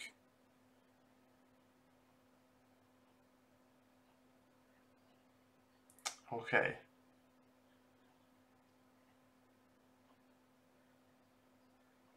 Right. There's a lot to consider in this fight. Okay, what's the Lima by decision? So that's not bad, I guess. De Lima wins by decision. The reason why I say De Lima by decision is because, in my opinion, he won't want anything to do with striking in this fight, because the size difference is so big. It's going to be so difficult for De Lima to close the distance and land anything significant on Struve that it'll just be very uncomfortable to him. Even though we know Struve is fragile and a little bit chinny, the size difference in this fight is ridiculous. And when De Lima is standing in front of a man that tall, he's not really going to want anything of it. To land a punch on Struve's chin, he's literally going to have to like punch like upwards like that. Literally, like he can't use any proper techniques because the height difference is too big. So you're going to have to punch upwards. So I think De Lima is going to be very uncomfortable when it comes to striking. De Lima's going to look for the takedown in this fight. And Struve has some of the worst takedown defense in the UFC, but he does know how to defend himself on the ground. So we saw De Lima in his last fight beat another guy who's, you know, tall and long, not as tall as Struve obviously, but a similar body type, long, lean frame. We saw him take him down and control him from top position and win an easy decision. It was against Adam Vicharek. So I think De Lima could use a very, very similar game plan to win this fight against Struve. So De Lima to win by decision is a decent one. The other thing I would consider, actually, Struve to win by knockout or TKO is quite tasty as well, because we have seen De Lima quit when put into bad positions in the past. So the chances of Struve getting a flash knockout and then finishing up with ground and pound after that on the ground are quite high. Or maybe Struve can find a way to get De Lima in a bad position on the ground. That's quite generous, 6.50, because exactly like with the Nordiev-Prazeres fight, where, you know, Struve doesn't really have any boxing. His boxing is very poor, but his kicks are dangerous. So similar with the Nordiev-Prazeres fight, where there's that much of a size difference, it's so much easier for Struve to land a head kick on a short opponent like Lima than it would be against a guy a bit taller. So there is a good chance Struve does win this by knockout or TKO. And as we've seen from De Lima in the past, as soon as he's put in bad positions, he will quit. So that's an interesting one. And also, I do like Lima by decision. Do you know what, though, guys? You don't want to tie yourself up in knots and risk dumping off profits betting too many different multiple bets on the same fight. So I would just take Struve to win by knockout or TKO, to be honest with you, just because De Lima will quit when put into bad positions, and Struve's most dangerous weapon is his kicks. And with the size difference, it's going to be way easier for Struve to land his head kicks than usual. And, you know, if De Lima ends up in a bad position on the ground or something, a scramble, Struve could get a win with ground and pound as well, which would be a TKO victory. So, yeah, I like that. 6.0. That's quite generous, to be honest with you. And then the final bet, Jan Blachowicz against Thiago Santos. Another fight which is total and utter chaos. The two bets that I like on this are Blachowicz by submission, sorry. Don't think there's any chance this fight goes the distance. Actually, speaking of that, what are the fights on this not to go the distance? Fight goes the decision 3.0 is interesting as well. But anyway, this next one, fight doesn't go decision 1.20. No point in bothering with that at those odds, although it should be free money. 5 rounds. The chances of the fight going the distance are slim. If we put, let's see what the implied probability is on those odds. 83%. Which would mean to get any value there, you'd have to cap the fight not going to a decision at 90%, which is probably fair, because neither of these guys have the best cardio. I seriously doubt Blachowicz has the cardio to go for 25 minutes with Santos. Santos is so dangerous standing. We've seen in the past, even when Santos gets tired, he's still very dangerous with his hands. He's got knockout power in every strike. And on the ground, Santos is at such a low level that I don't see him being able to survive with Blachowicz. So, yeah, I would avoid fight doesn't go to a decision. Santos wins by knockout, TKO 2.19. What's Blachowicz win by submission? Can't see it. 3.05. Bookies have done a good job on these props, guys. Sometimes you can go through an event and you can pick out like some really decent props, but they've got most of these fights sewn up. Do you know what? There's so many different ways this matchup could play out. I would skip this fight. And to summarise, just before we all rush off and do our DraftKings teams, the bets I would go for, prop bets on this card, would be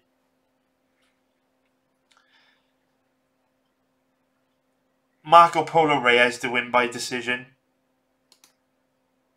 at... Oh, the odds have declined already.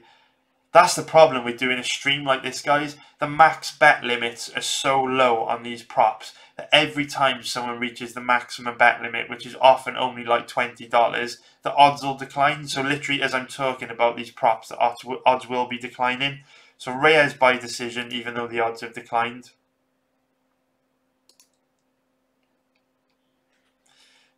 Pedasoli by decision was 2.20. Come on, man. Macedo to win inside the distance, which was 6.05. I think the odds have slightly declined on that as well. Pudil over to win in round 3 at massive odds 34.0. Vellante to win in round 1 at around about 9.75. And De Lima, actually I would just take Struve to win by knockout at TKO at 6.5. So I think if you just stuck to those bets, guys, you'd have your money in some pretty strong positions, and you'd only have to hit like probably one of those to break even, 2 of those to make a really, really, really nice profit. So that's what I would recommend, guys. That's it for today's videos. 13 minutes before the event starts, so I'm going to fly off and do my DraftKings team now. Also, guys, in the comments, if you've got any ideas for like the type of DraftKings content you would like, let me know. And because I want to do DraftKings content, but just giving you picks is just going to be pointless. So let me know about some DraftKings content. Maybe we can start that. I'm going to take tomorrow off, and I'll jump back into research on Monday, so I should have another video out for you guys on Tuesday. Have a wicked weekend, guys. I hope you have an amazing weekend. Hope you make loads of money today. I hope you fucking crush it and punch the bookies right in the dick. I'm going to be working my ass off to make money in live betting, so I've got to go and get everything set up now. I have to use... I will get into more depth about how disgusting bookies are, but to live bet, I have to use 3 laptops. Because when an account gets shut down, when an account at a betting website gets shut down, it gets blacklisted. So every time I have an account shut down, I have to buy a new laptop, because betting websites are disgusting animals. So at the moment, I'm live betting on 6 different betting websites, which means I have to use 3 different laptops. It's all really complicated. It's all fucked up. But I will explain in future videos dedicated to these topics how all that bullshit works, because the reason why I set this channel up, guys, I want to create a big audience, and I want to expose how dirty the gambling industry is and how evil these betting sites are. And hopefully if we can create a big community and get a bigger voice, we'll have a little bit more power in the industry to start working on things like reasonable max bet limits like they have in New South Wales. Which is ironic because I live in Old South Wales and they're in Australia. But nice one, guys. Hope you crush it. Hope you smash it. I'll be back on Tuesday. I'll see you guys soon, guys. Have a wicked weekend. Love you guys. Bye. And because I am set everything up, you actually have to watch me